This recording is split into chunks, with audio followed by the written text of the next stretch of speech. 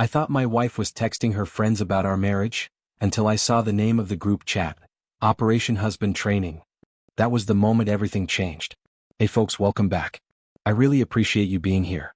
Today I've got a fresh story to share, one that still makes my stomach turn when I think about it. So let's get into it. My wife, Emily, assumed I was in the middle of a shower when I quietly stepped back into our bedroom to grab my phone charger. But instead of an empty room, I walked in on something that made my heart drop. There she was, sitting on the edge of the bed, completely absorbed in her phone, her fingers flying over the screen.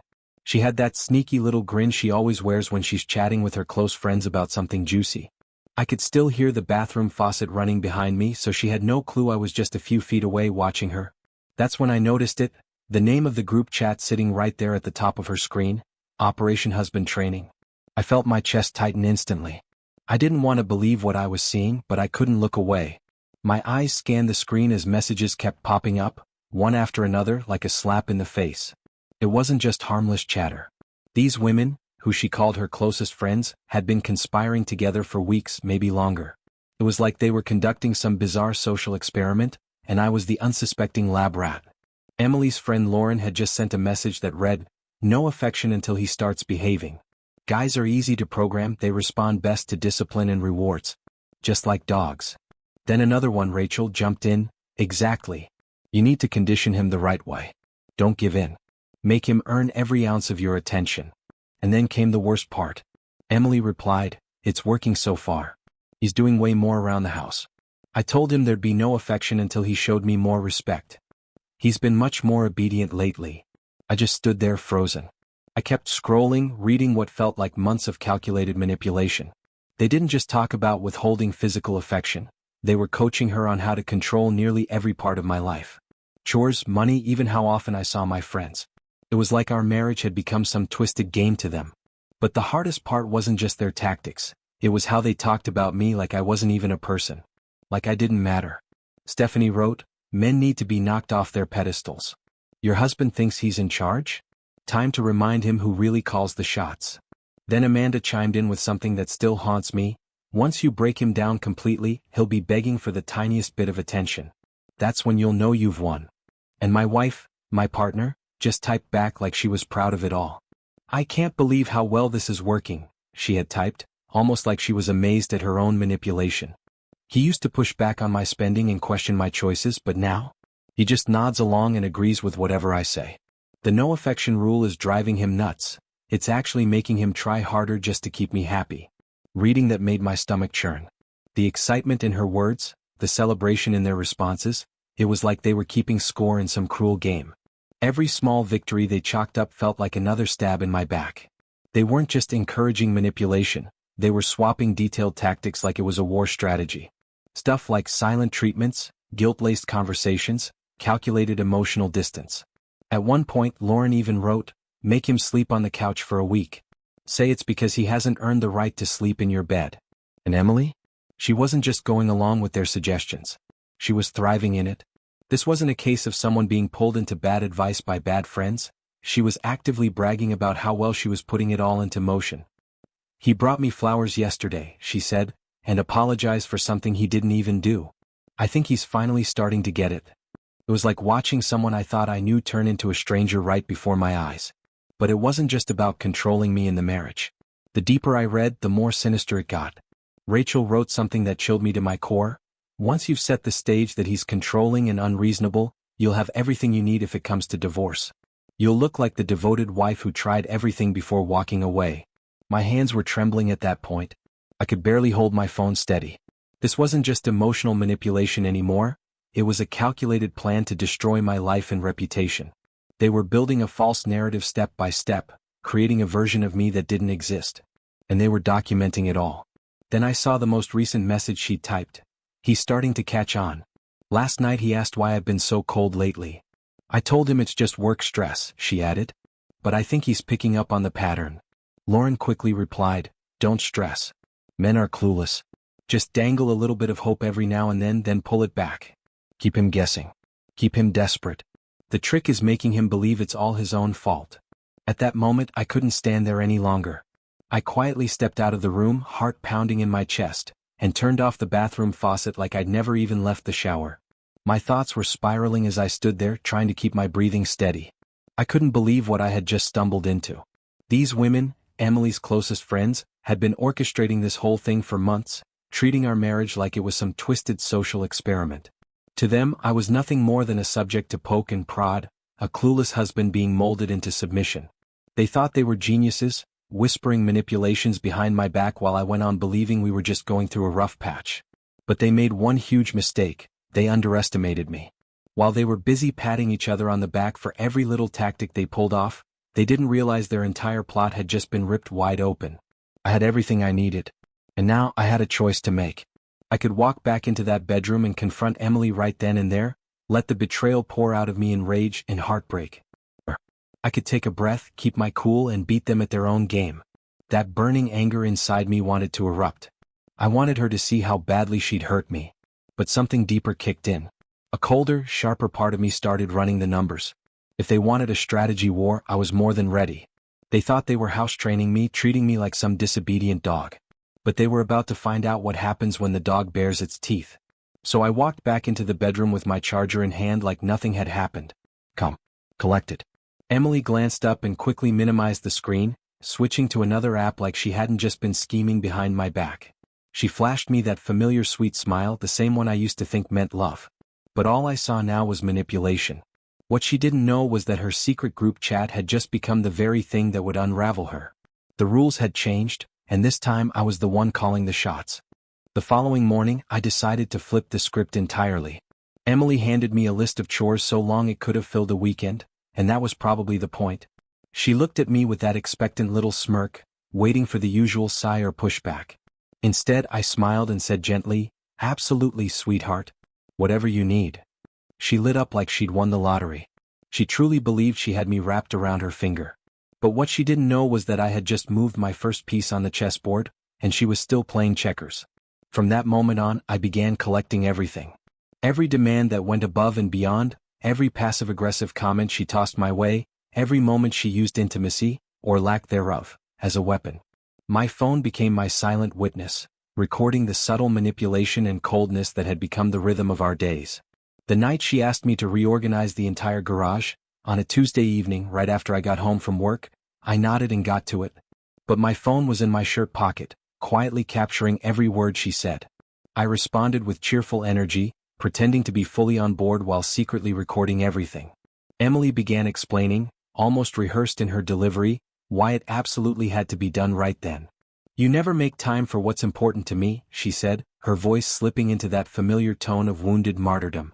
"If you actually cared about this relationship, you'd take my needs seriously for once." I nodded, playing the role of the dutiful husband, while my phone quietly captured every manipulative word. It was almost laughable, how obvious the tactics had become. The emotional guilt-tripping, the moral high ground, the twisted logic, it was so blatantly scripted that I felt insulted. Within just 3 days, she was already hinting that our marriage might be in danger if I didn't continue following her lead. But while she was tightening the leash, I was quietly setting my own plan into motion. First, I opened a new bank account, one she had no access to. I made sure to transfer small amounts over time, just enough to fly under the radar and avoid raising suspicion. Then I reached out to a lawyer and started educating myself, really digging into my rights, the legal nuances, and what kind of documentation would hold up if this thing exploded. And that's when I created my own system, an organized log of every disturbing pattern, every instance of control, every time she crossed the line. I didn't just want revenge. I wanted a record. Every night, I'd watch her text away, smiling to herself like she was planning a surprise party. It didn't take much to guess what she was typing. Updates for her little support group, about how well her husband was learning to obey. And then came the rehearsed lines. One evening, as I tried to talk with her like normal, she threw out, "Maybe if you showed me more respect during the day, I'd feel more emotionally connected to you at night." It was word for word something out of that group chat. I knew it. She didn't even try to make it sound genuine anymore. Still, I played the part. I looked ashamed. I apologized for not being more thoughtful. I promised I'd work harder on being the husband she deserved. And just like that, she lit up again, convinced I was breaking down piece by piece. But the real show started when her friends began visiting more often. They'd sit in our living room, whispering while sipping their coffees, clearly thinking I was too far away to hear. I didn't need to catch every word, just enough to confirm what I already knew. Every visit gave me more ammunition, more validation. Then came the moment that truly flipped a switch inside me. Emily walked up to me with a little smile and said, "I think you've earned a small reward for your good behavior." She actually used those words. Like I was a puppy who had finally sat on command. She picked a movie, sat down next to me on the couch, just close enough that I might think things were improving between us. It was a gesture meant to keep me hopeful, keep me invested. But I wasn't chasing her approval anymore. I was studying her every move. I leaned into the role of the grateful, reformed husband with everything I had. I thanked Emily for giving me another shot, told her I appreciated her patience. Every word I said was calculated, every smile intentional. Then came the request. First, she said she needed money for a spa day, claimed that working through our marriage problems was just too emotionally exhausting. Then came the fancy dinners with her friends, masked as girls' nights that doubled as strategy sessions, to help other wives train their partners. Every single expense she framed as an investment in our relationship. "It's for us," she'd say. "This helps me feel more grounded and capable of dealing with everything."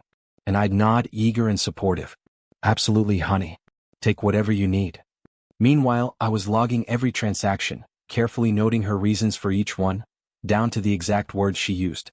While our joint account was being slowly drained, my private account was steadily growing behind the scenes. And then came the messages. She'd often leave her phone lying around, completely unlocked, especially when she went to take a shower. She got careless, texting her friends more openly whenever she assumed I wasn't paying attention. That's when I uncovered the real depth of what they were planning. They weren't just trying to turn me into a compliant spouse, they were carefully crafting a case to present me as psychologically abusive. Message after message described made-up stories, that I was controlling, that I tried to limit her spending, that I made her feel trapped and unheard. They were documenting fabricated evidence of me being possessive and emotionally volatile. The cruel irony was overwhelming. While they thought they were pulling the strings and turning me into a submissive shell of myself, I was compiling a mountain of their own manipulations. Timelines, receipts, recordings, screenshots, all to show exactly who had been orchestrating the abuse. And they weren't even subtle about it anymore. Just last Wednesday I was making dinner, chopping vegetables, searing chicken, setting the table, when 3 of her friends showed up without warning. They waltzed in like they owned the place and made themselves comfortable at the kitchen table, chatting while I cooked. Michelle, without even lowering her voice, said, "He's definitely paying more attention to detail now. You've trained him well." Emily lit up with pride. "It just takes patience," she said. "If you stick to your boundaries, men will eventually get it." I stayed focused, stirring the sauce, plating everything just right. Then I turned to them, gave that gentle, obedient husband smile and said, "Of course. Anything else I can adjust for you ladies?" They all exchanged knowing glances, thinking I'd been broken, molded, trained. But they had no idea I was just warming up. They thought they were celebrating a victory. All they were doing was feeding my case with more evidence, served right alongside their perfectly seasoned dinner. While they laughed and sipped their drinks, I casually threw out a comment that landed heavier than expected. "It must be tough managing your teenage son on your own," I said to Veronica, watching her eyes carefully. "I imagine it's especially difficult when a kid starts acting out because he doesn't have a steady male figure around." For a moment her expression cracked. That smug, self-satisfied grin slipped just enough to show something underneath, something raw. But she couldn't lash out without seeming overly sensitive, and she knew it. Emily tried to smooth things over with a forced chuckle. "He didn't mean anything by that," she said quickly, her voice tight. "Oh, I'm sure he didn't," Veronica replied, but her tone had shifted, sharp now, colder. The power dynamic at the table had quietly tilted. It was in that moment I realized something important. These women, who had spent so much time picking apart my behavior, were riddled with insecurities of their own. The married ones clearly felt uneasy in their own relationships, overcompensating with control. The divorced ones? Defensive, sensitive about their single status, even when they pretended it was all by choice. All I had to do was say just enough to hit the bruise beneath their confidence, wrapped in a tone too polite to challenge openly. Tiny, strategic remarks that planted seeds of doubt and discomfort. And it worked. Over the following days, Emily started noticing the change. Her friends were quieter around me, less smug, more cautious. But instead of seeing it for what it was, she misread the signs. She thought my growing self-assurance had simply made them nervous. She had no idea I was slowly cracking their foundation from within. Then came the turning point. Clara, one of Emily's more vocal advisors, made a bold declaration one evening over coffee in our kitchen. "I think he's earned it," she said, almost like she was giving out a grade. Emily turned to me later that night and said, in the most clinical tone I've ever heard from someone I once believed loved me, "I think Thursday night would be a good time for us to reconnect physically, if you stay on track this week." She scheduled it like it was an appointment. Like a parent checking off a behavioral chart. There was no warmth in the way she touched me that night. No affection. Just obligation. A performance. Her body moved with the rhythm of routine, not desire. It was a transactional reward, something she used to keep me tethered to her approval, not to deepen any kind of real intimacy. Afterward, she didn't cuddle. She didn't speak. She picked up her phone almost immediately and started typing with the same eager energy she used when gossiping about someone's downfall. She was texting them, her little advisory board, telling them how well her reward system had worked. How she'd reinforced the behavior she wanted. She even used the phrase positive reinforcement. I stayed still, pretending to sleep as her fingers danced over the keyboard, detailing how she had successfully conditioned her husband using calculated affection. She didn't know it yet, but every move she made was fueling my case. One text, one lie, one hollow touch at a time. The very next morning, Emily was already talking about the next phase. She framed it as progress, as if my financial compliance was actually teamwork. A shared effort. "We're finally aligning," she said with a smile that didn't reach her eyes. But I knew what she was doing, redefining control as cooperation. Her friends, though, were growing bolder. They were no longer just whispering suggestions behind closed doors, they were testing boundaries right in front of me. During their next drop-in, Sophia spoke up while I was wiping down the kitchen counter. "Honestly, you should be taking care of all the housework," she said with a casual shrug. "Your wife is doing all the emotional heavy lifting, guiding the relationship forward. It's only fair that you handle the rest." Emily sat back proudly, like a coach watching her team deliver a flawless play. Sophia continued, "She's investing so much in helping you improve as a husband. The least you can do is keep the house in order." I looked up, smiled and said, "Of course. That makes total sense." They all seemed satisfied, convinced my spirit was folding neatly into the mold they had created. Emily was glowing in their approval. She had shifted completely, no longer my partner in life but a supervisor. She issued instructions and monitored performance while her circle of enablers clapped for her progress like she was leading some kind of self-help seminar. But what they failed to realize was the most dangerous assumption of all, that obedience meant surrender. That my willingness to comply was proof I had been broken. In reality, every single conversation, every smug instruction, every word of manipulation was being saved, sorted, dated, and backed up. The trap was nearly complete. Then one evening I overheard something that made my pulse surge. I was walking down the hallway when I heard Emily on the phone in the living room. Her voice was hushed but confident, like someone who thought they had already won. I stopped in my tracks. She was talking to a lawyer. Not just any lawyer, a divorce attorney who specialized in cases involving emotional and financial abuse. "My friends have seen how he isolates me," she said. "They can testify that he tries to control everything. Money, decisions, even my friendships." I stood there, frozen, my heart pounding. The words were surreal. She was describing herself. Every single tactic she mentioned, gaslighting, manipulation, calculated control, was what she had been doing to me for months. I almost laughed from the sheer absurdity. She was rehearsing her exit strategy, laying the groundwork to cast herself as the brave survivor of a toxic marriage, while I stood quietly in the hallway, holding the receipts to every last lie. That moment brought everything into focus. This had never been about fixing our marriage. It was never about helping me be a better husband. From the beginning, it had been a slow, methodical dismantling of everything we had built, designed to leave me ruined while she walked away draped in sympathy, shielded by a false narrative of victimhood. But what she didn't know was that I'd been paying attention, and I wasn't going down without the truth coming with me. It became painfully clear that the attorney was coaching her through the process of building a bulletproof case. He advised her to keep a personal journal, filled with carefully written entries about so-called controlling behaviors I had exhibited. I understood now, those journal entries were never based on reality. They were carefully crafted lies, fabricated incidents she designed to support a false narrative of abuse. The moment she ended that call, I heard her dial again. Her tone shifted from businesslike to excited, like someone celebrating a victory she hadn't yet earned.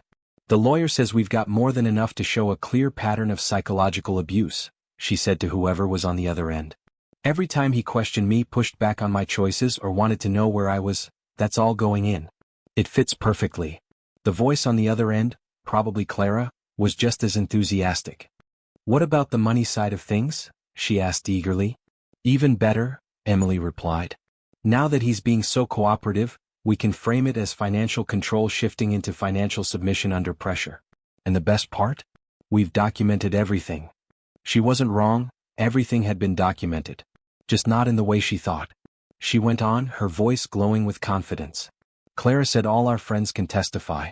They've seen how he tries to isolate me. How he manipulates my time, how he questions my independence. I stood there in stunned silence, the walls around me suddenly closing in. The very people who had spent months coaching her on how to manipulate me were now preparing to testify against me. They were going to pose as innocent bystanders, concerned friends who just happened to witness my supposed descent into emotional abuse. It was a performance. A coordinated lie. What about the intimacy issue? Her friend asked. That'll be easy, Emily responded. I'll say I withheld affection as a result of emotional trauma, his verbal control, his intimidation. It'll look like I was protecting myself. I could hear them discussing the timeline next, when to file, how to handle shared assets, even potential public perception. They were thinking far ahead, not just legally but strategically. This story is going to land perfectly, her friend said. You'll look like a woman who found the courage to leave a controlling marriage, with the help of strong, loyal friends. People eat that up. The support, the sympathy, it'll be huge. Emily laughed softly. Especially since it's all so well documented. And that was the moment it all clicked. I had unknowingly handed them the very material they were using to spin their fiction. My attempts to fix things, to communicate, to understand, every one of them had been twisted into evidence of control. My compliance had been rebranded as submission under duress. But what Emily and her friends didn't realize, what none of them saw coming, was the one fatal mistake they had made. They thought I wasn't watching. They thought they had the only story. They never imagined I was writing my own. They still believed I was the same naive man who had unknowingly walked straight into their web months ago. The gullible husband they had toyed with, conditioned, and humiliated.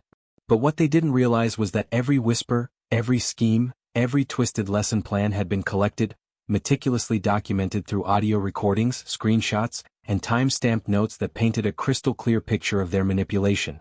As I made my way quietly upstairs that night, my thoughts were no longer clouded by heartbreak or confusion. They were sharp, focused. I wasn't just thinking about protecting myself anymore. I was preparing the kind of response that would dismantle everything they had built on their lies. A few days later, I told Emily I had a surprise planned. Something to celebrate the progress we had made. She was ecstatic, convinced it was another sign of my transformation into the ideal, obedient husband she had worked so hard to shape. I was thinking, I said casually, let's make it an evening with your friends, and maybe even their husbands.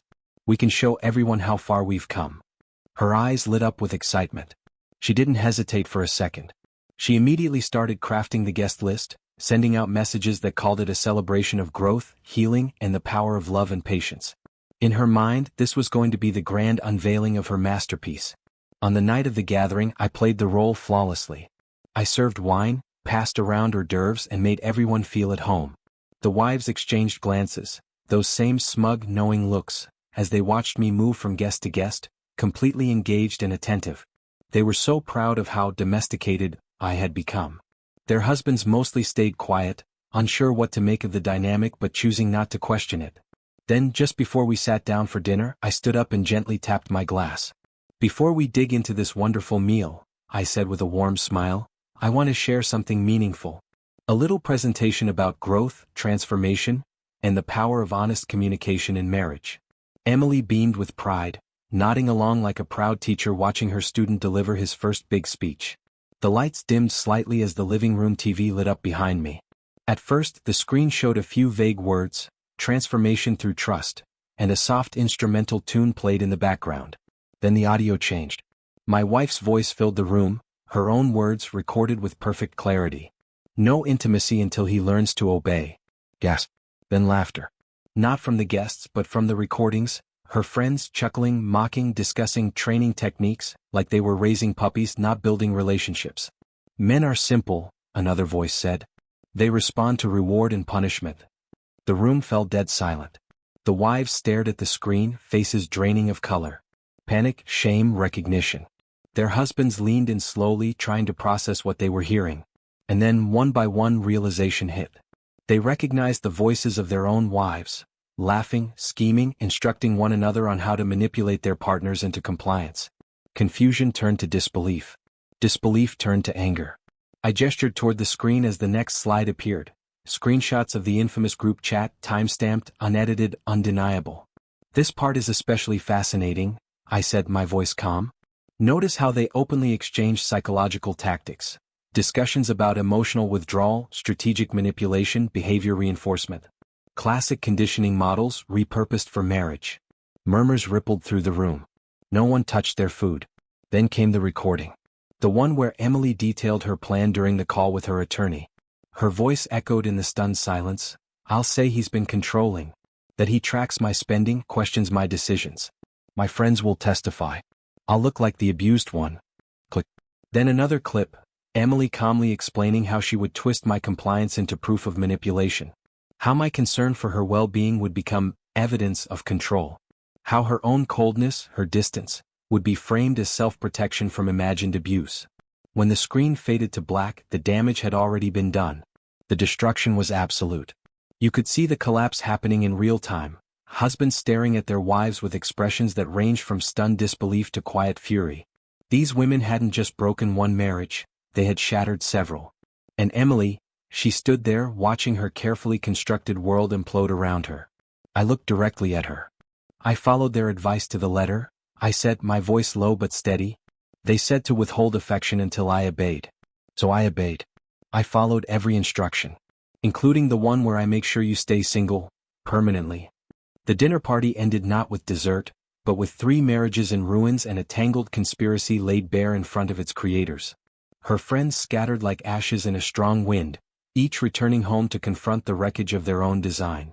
The last guest barely shut the door behind them before Emily finally spoke. Her voice cracked. We can fix this, we can work through this. I gave her the same patient smile I had worn for months. We could have, I said. Before you decided I was just a project. Before you dehumanized me. Veronica, already divorced, was quickly cast out by the very community she'd used to spread her ideology. Word traveled fast. Her name became synonymous with calculated cruelty. Emily tried everything in the aftermath. Apologies, late-night tears, whispered promises to change. She tried begging, bargaining, even threatening to hurt herself if I didn't give her another chance. All of it designed to trigger guilt. To get back the control she had lost. But every time I responded the same way, calm, steady, unmoved. You made your choice the moment you decided to treat your husband like an experiment. The divorce proceedings were swift, clean, and devastating, for her. The recordings. The texts. The documented behavior. Everything worked like clockwork. The private account I had built during her so-called training period? It became the foundation of my new beginning, far away from her shadow, free of her control. As for her friends? They no longer answered her calls. Each one had their own chaos to manage now, each one facing the fallout of secrets exposed, trust broken, and relationships poisoned by their own hands. And me? I walked away with peace. Not because I won, but because I survived. Veronica, the divorced one who sparked the entire scheme, found herself completely cast out. Her name became a quiet warning among women's groups, a cautionary tale whispered inside conversations. No one wanted to be associated with the one who taught others how to dismantle marriages with cold precision. Her influence had officially turned toxic. As for the married women whose relationships hadn't completely imploded that night, their lives didn't go untouched. The husbands who stayed didn't do so without conditions. There were hard lines drawn. Trust had been shattered, and their wives were placed on what could only be described as emotional probation. The power they once held through manipulation was gone, and it wasn't coming back. Even Emily's family, once quick to defend her, took a step back. After hearing the recordings, some of which involved their daughter mocking me and bragging about her tactics, they couldn't justify what she had done. They didn't excuse her anymore. They pitted her. And then there was the legal fallout. When her lawyer reached out to revisit the case, likely hoping to salvage something, my response was simple. Your client meticulously documented her own emotional abuse, I told him. You're welcome to file an appeal. But every hearing will start with audio clips of her explaining how she manipulated her husband into submission. The appeal was dropped. Silently. 6 months after that unforgettable dinner party, I ran into one of Emily's former friends in a quiet corner of a local coffee shop. She looked exhausted, hair unkempt, eyes tired. The fallout from her own ruined marriage still etched into her face. She glanced up when she saw me. We didn't speak. She didn't need to. Her face said enough. Later that evening, I found a bouquet of flowers left anonymously on my doorstep. No note, just silence. I didn't bring them inside. They stayed right where she left them, untouched, until the garbage truck picked them up the next morning. The divorce was finalized on a cold Tuesday. I remember the exact moment I walked out of the courthouse. Clear skies, crisp air, the kind that makes you feel like you can breathe again for the first time in a long while. Then my phone buzzed. A text. From a number I didn't recognize at first. It was one of the husbands. The quiet one. The one who had stayed even after learning everything. Thank you for opening my eyes, the message read. My wife's in therapy now. We're working on real communication this time, without the games. I stood there for a long moment just staring at that message. It didn't change what I went through. It didn't erase the betrayal. But it meant something. Because sometimes survival isn't just about walking away. It's about knowing you exposed the truth, and gave someone else the chance to start again too.